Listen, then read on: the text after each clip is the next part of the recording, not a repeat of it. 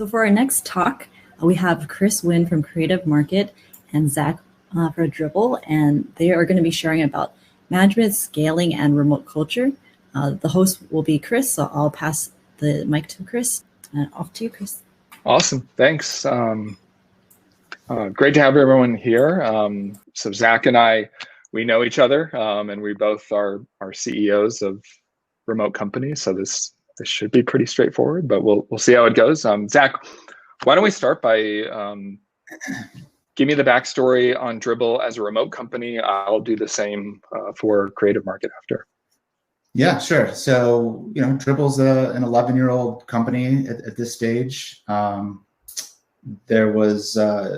always been a remote company from the beginning. I took over the company about 4 years ago. It was 8 people. We've grown the company now to 25, 30. And it was always, I think at one point we thought about setting up an office in Oakland, which is close to where I live. And then finally just backed out of that plan to stay remote, and it's been great. So yeah, happy to jump into it.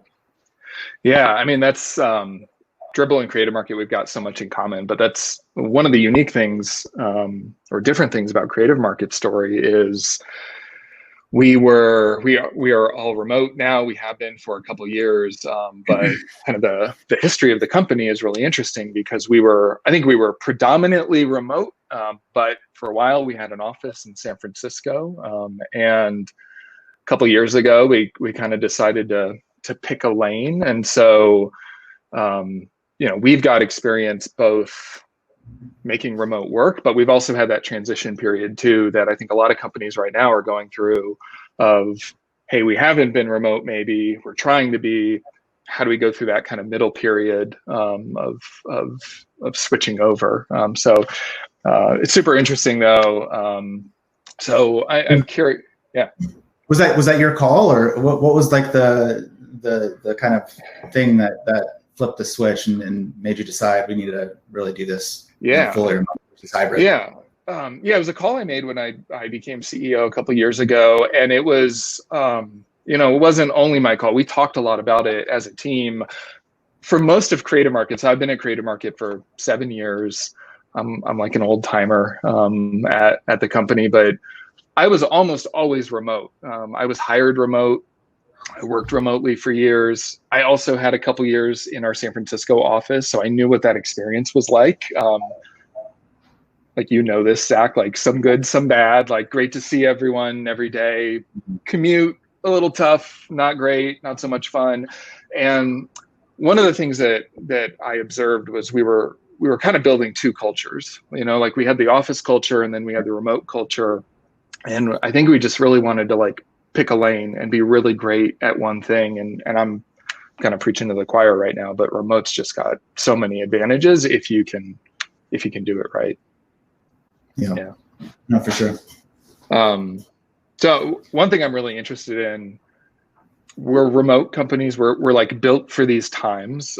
But like, is it particularly challenging right now with COVID, with everything going on? Like, do you feel like Dribbble is sort of built and wired for this moment, or have there been kind of unique challenges along the way, even though, you guys have been all remote? Yeah, I mean, I think that it's this constant evolving process, right? We don't have anything set in stone in the way that we work, and we're always learning and trying to do better.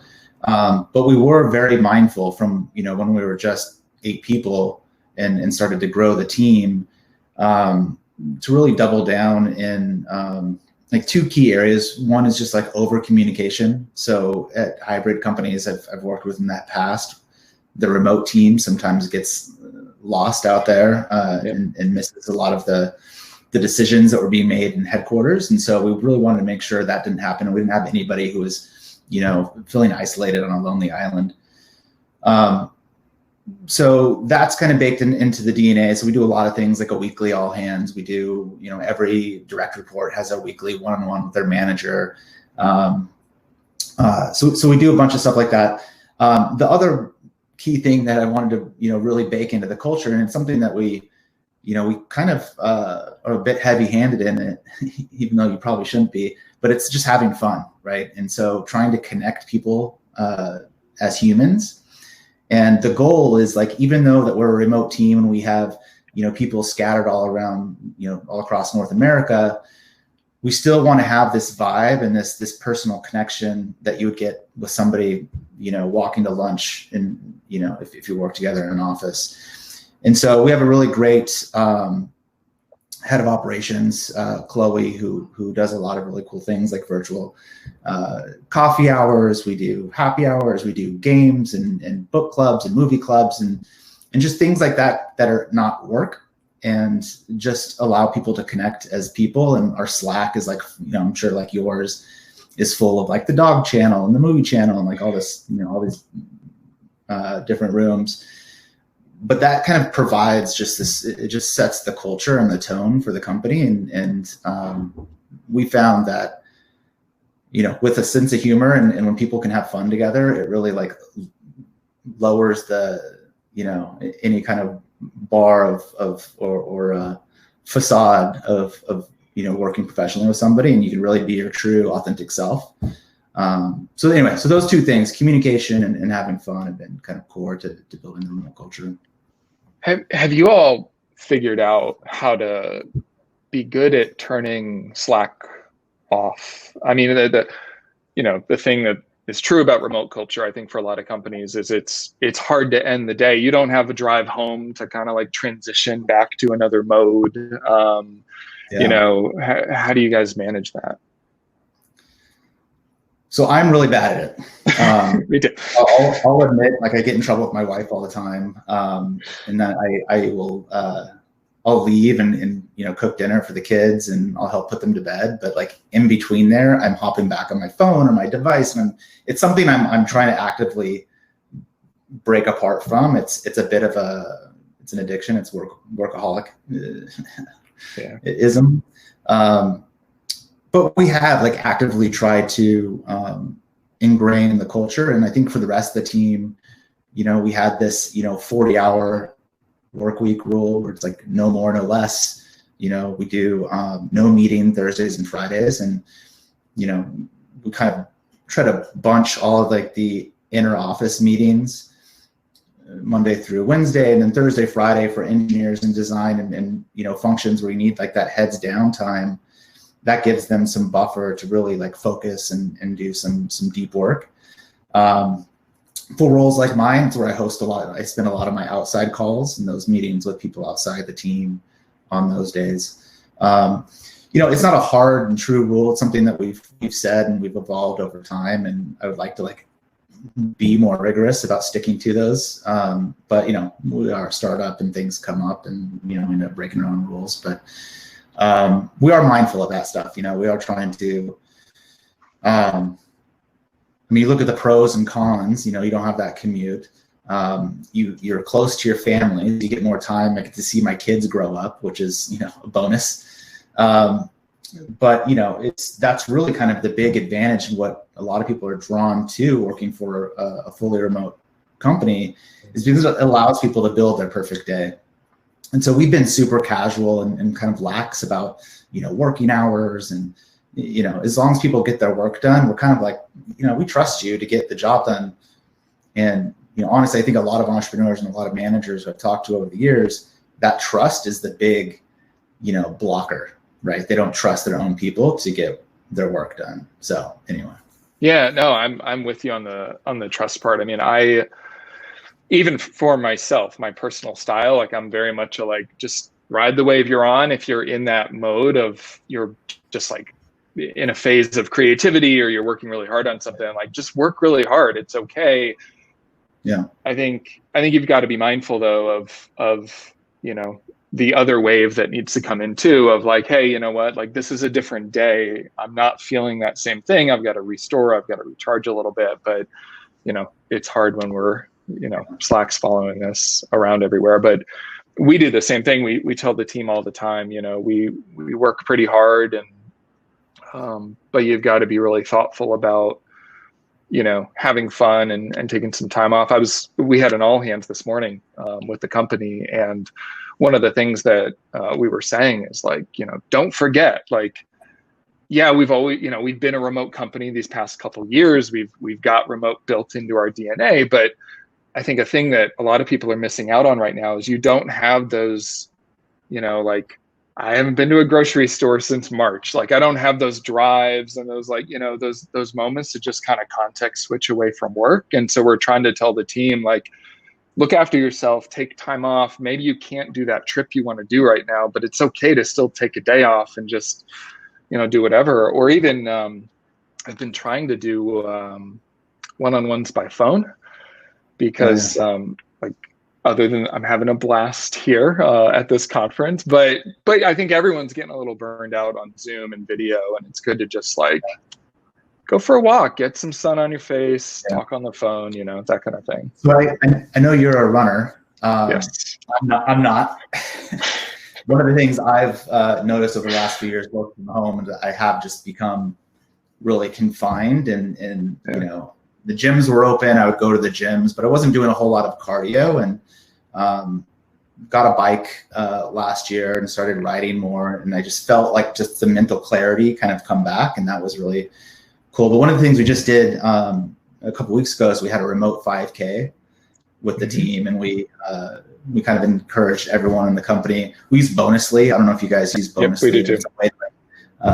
Kind of gift virtual coins, and you can cash them out as cash in PayPal or donate them to your favorite charity or whatever. But anyway, it was super fun. Like, here we are as this team kind of scattered all over, and we all like encourage each other to go out and exercise and not work again. So there's kind of a recurring theme there of like a way you kind of bond as a company is not always around a project. Yeah, I think that's great. I saw the 5K.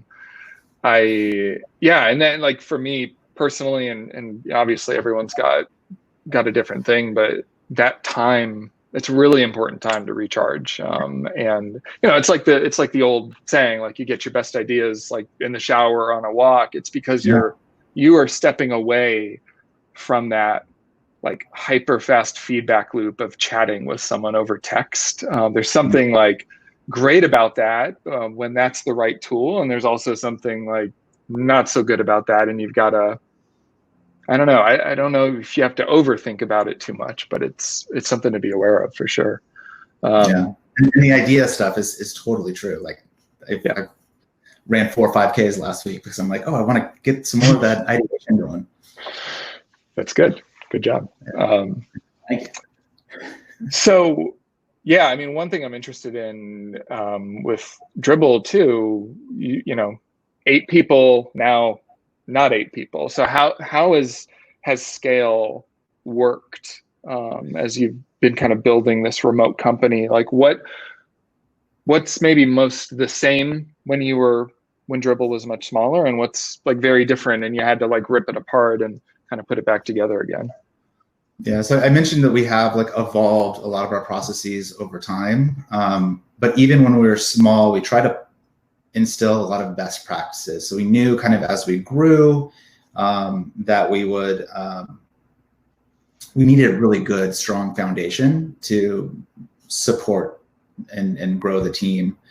So we do, so besides like the weekly communication stuff, we also have a really, rigorous onboarding where a new employee meets, everybody on the team one-on-one. They get an onboarding buddy who kind of shows them around, and we have a glossary of all of our like internal, buzzwords and things that only mean something if you worked here for a while. We also have a Slack documentation that we put together that goes through like how to set up all your notification mutings and setting your hours and so that's really important to get that set up so that you aren't getting buzzed at 10 o'clock at night if somebody in another time zone is wanting to share something. So yeah, I mean, I think that we took a pretty good approach knowing that we were going to grow, and so we put a lot of foundational things in place. And then at every different stage and size of a company and like just moment in time, a company just needs more or less. We always kind of come from the place of like, we don't want too much process, but just enough to keep all the pieces together and make everything coherent. Yeah. Makes sense. The thing you made me think of was, Dribble's got team trips, Creative Market does team trips, and it's really interesting too. I think when we've had people come on board, one of the things that happens is, you meet each other on Slack and video or whatever, but even as a remote company, those in-person moments are really important. I always remember the story of, we have someone who pays a lot of attention to some of our marketing channels, and she said that during one of the team trips, she just happened to meet one of our infrastructure engineers, and their paths wouldn't normally cross most of the time just in work every day on Slack, but they had a casual conversation and were talking for a while and started to build their work relationship. And it totally changed how they interacted on Slack when they went, back to their respective homes. And on like that next project, she was like, oh, I could go talk to him. He would have a really interesting insight into how to implement this technical thing. And those sort of connections, they get built over time, but some of them get built in person too, even if you're a remote company. Yeah, the in-person time is super valuable. We actually had a team trip planned in March, and of course that was canceled. Yeah, even pushed to next March. But yeah, we tried to meet up twice a year the last few years, and when at Creative Market, I think that with the hybrid, like people come to the office and then it's kind of like work as usual for a few days, and there's just a bunch of people sitting in the chairs with their laptops. And with Dribbble, I kind of wanted to put laptops down and really just try to really focus on making those connections, those serendipitous friendships that you probably wouldn't make over Zoom given your normal functions. So we do, we meet up. We actually have a traveling circus design conference that is in a different city every 6 months or so, and that actually finances the T&E of flying the remote team out, put everyone up in hotels. We do a conference for one day, and then we have the rest of the week to hang out. We go to museums. We do duck boat tours and restaurants, eating, drinking, having fun. Axe throwing. Yeah. Let's talk about culture a little bit. How do you think on Dribble's side, the culture has changed over the years? How have you kind of redirected it, reshaped it? Yeah, I think that, so the big evolution with Dribbble is it was, really kind of a side project for Dan and Rich, the co-founders, that really grew organically over the years, and it kind of became this other thing, right? This community kind of really grew and blossomed into this scale that I think they didn't ever imagine it would grow to. And so there really wasn't a game plan previously. And so when I joined the company as CEO, I laid down a mission and a vision statement and really kind of give a North Star for where we wanted to go as a company, and who we're serving, right? So our mission is to help designers become successful, and then after that, we laid out a bunch of 6 values as a company, and I think those values helped really build a foundation as well as for the culture of who we were and the reasons why we wake up every morning and come to work and why we do what we do, right? So I think culturally that was very instrumental. And then after kind of delivering those values, it started to evolve kind of who we were as a company and how we acted and who we hired and just I think one of the big ones from our values is not being afraid to take intelligent risks. And I think when you're building when you're designing a community for designers, there's just a lot of inherent fear of like judgment and critique and community backlash and that sort of thing. And And so we wanted to make sure that we, as a company, we weren't afraid to evolve and grow. And so, so anyway, I think that's one of the biggest changes in the culture over the years, is really shedding some of that inherent fear that we stacked up over years, and really to set a clear vision for the future. Yeah. I mean, it's by far one of my favorite topics. It's so interesting because the, creative market, we have like a similar story and a different story. And I think the unique thing, or the different thing, is, creative market, similarly, like, it just took off. It was a really, really successful from the early days, and that served us really well for years.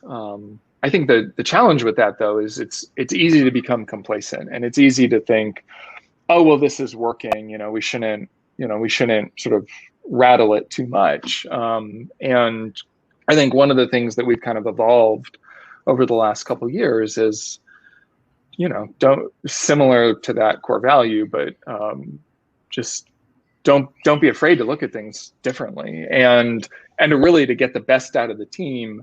You've got to encourage a lot of voices, and a lot of really contrarian kind of views of things, and zigging when people are zagging, and that sort of thing. And I think that's gotten so much healthier over the last couple of years. But that's a thing I think anyone at any company, you've got to keep an eye on, of sort of like, what got you there is not always what's going to get you to the next step. And it's, and I even think as a remote team, sometimes harder,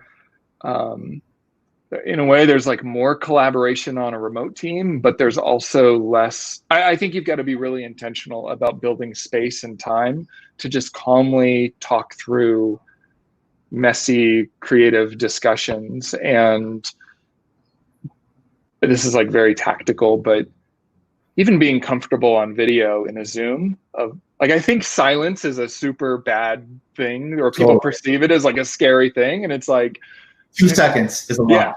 Yeah. It's like, get comfortable with silence. Like, think internally, and then talk, and have those kinds of really rich conversations that you could have if you were all sitting on a couch together in an office. Like, you would be comfortable with silence, and for some reason it breaks on video.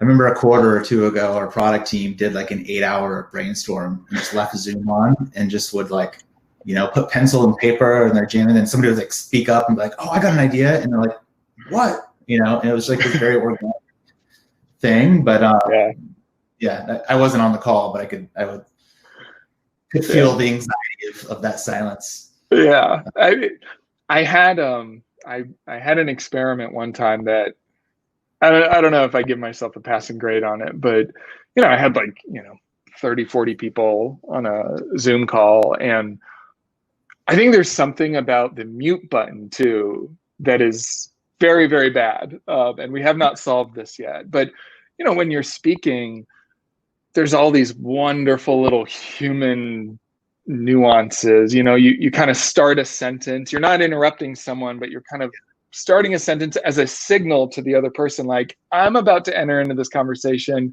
You need to let me speak in a second. And you don't have that on Zoom. Everyone's muted. And nowhere else in life do we have to make a conscious choice to physically click something in order to speak. And the experiment that we ran one time, I said, everyone, turn off your mute. Let's just go for it. Let's make this meeting really messy. Of course, where it breaks down is I've got a 7 and a 2-year-old, and there's crying and screaming and a dog barking, and everyone's got their own kind of life stuff going on. So I don't think we've quite solved the mute problem, but it is an example of how subtle some of the challenges are. But if you're running a remote company, you're very tuned to thinking about these things, and I think that that empathy component is really important for leadership, because you can kind of spot it even if you haven't quite solved it yet.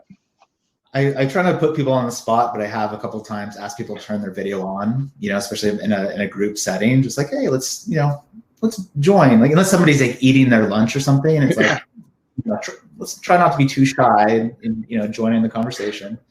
Yeah. I was just thinking about your question from earlier about what's going to change in the culture. Another big thing that that came out of kind of setting those values and really setting a North Star for the company is, for the first year or so, I was the blocker for everything. Like everyone had to ask me permission to do things. And so it's like a weird, like slowly had to give, it's delegation, right? And then asking the people on my team to delegate to their teams and like really trying to let go.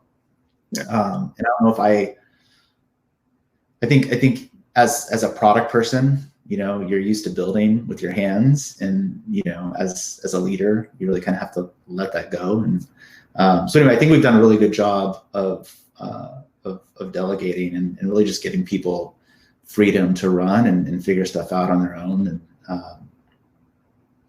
it's an evolution. We'll always have room for improvement, but that was another big one. How have you? So talk about hiring. Hiring remotely, easier, harder. What does that look like for you all? So I've made some mistakes, and big mistakes and expensive mistakes over the years, where I've hired some really big names from big companies and at the leadership level, and had to quickly rewind those decisions, because I learned that when you pull somebody from San Francisco and they're used to playing middle manager in a big office, it's really just a game of delegation. So their whole job was delegation. They actually couldn't roll up their sleeves anymore. They forgot how to work. So being a remote team, it's clearly obvious when somebody's not pulling their weight. So that's a kind of one thing, is just making sure that we're hiring people who still have who are still exercising those muscles of their function. And at some level you graduate and you're just a manager, and that's your function. But we got burned a couple times. The other, I think, key thing to look out for is there's people who are they're like 5x more efficient working from home. And then there's the people who are distracted by the sunshine and the TV, and it's just not really built for them, or they start to feel very lonely, not being around people, not having that social hour. So I think, trying to weed that out in the very early screening has helped us, find the right people for the team over the years. But, the first year or so, we made some bad calls. Yeah. I mean, I don't know if it's an extrovert introvert thing, and I'm like right down the middle, but kind of biased extrovert. We have a leader at our company, and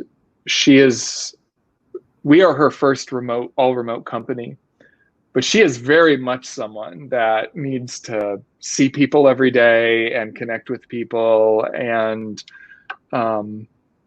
she still needs that, and so I think, one of the things that we think a lot about is like being real about what remote is and what it isn't. And it's not that I don't know that it's for people and it's not for some people. I think it can be for everyone, but I think both sides have to kind of negotiate and be real about what parts of it work super well and what don't. And then how do you navigate that? And I think if you have those conversations up front, you can kind of, that part of it, you can get better results out of the hiring process than versus just kind of going in eyes wide shut on some of those topics and not just being open about it. But we had similar challenges when we shut down our office. We said to people like, look, this is going to be different. We're not here to tell you it's going to be the same. It will be different. And we hope for a lot of you, it's way better. And I think for most people, it was way better. And I think for some people, it was like, I don't know about this. I'm not sure about this. And, our message was, let's just be open and talk about it. It doesn't have to be a scary topic. So we do have people who are, we do have a fair, even split of introvert, extrovert on our team. And we do, we have like a coffee fund. We put $50 and everyone's paid that. automatically, so that you're not just squatting at coffee shops, because people have to move. So sometimes just like being stuck at home is too isolating. So we have people who are just like, I want to go work from this coffee shop or move to the deli or, move back to the house throughout the day, just to change up the environment. And we also have a couple of people on the team who have, co-working spaces and work from there, just to be around more people working. Yeah. I'll grab a question really quickly from folks. We've got a few minutes here. How rare is it that you hire a developer without much experience into a senior developer position? I'll just talk super briefly about this one. So at least at Creative Market, our roles mean things. We care a lot about sort of how we're defining levels. And that's important for the company because we want to be thoughtful and intentional about our hiring strategy and sort of what we're putting in place to support what the company is doing. But it's also about fairness to the individual. We want to be able to set expectations kind of coming in with individuals about career progression, about development. And so that sort of alignment is really important. And I also think it comes down to the size of the team, because you also want to make sure that if a company is bringing in really junior talent, that comes with all kinds of wonderful, great things, but it also means that the team around them, they've got to be able to support that person and help them grow. And in the case of a developer, you think technical skills first, but it's actually way more oftentimes about communication skills, especially in a remote company. How good are you at over communicating, like Zack was talking about earlier, setting expectations on deadlines and things like that? You really need kind of an orbit of more senior talent to give that person kind of a fair shake and a shot at developing the right way. So we think about that a lot. I know Dribbble does too, but it's a really good question. So thank you. Yeah, thank you so much. Thank you. Thanks. See you later.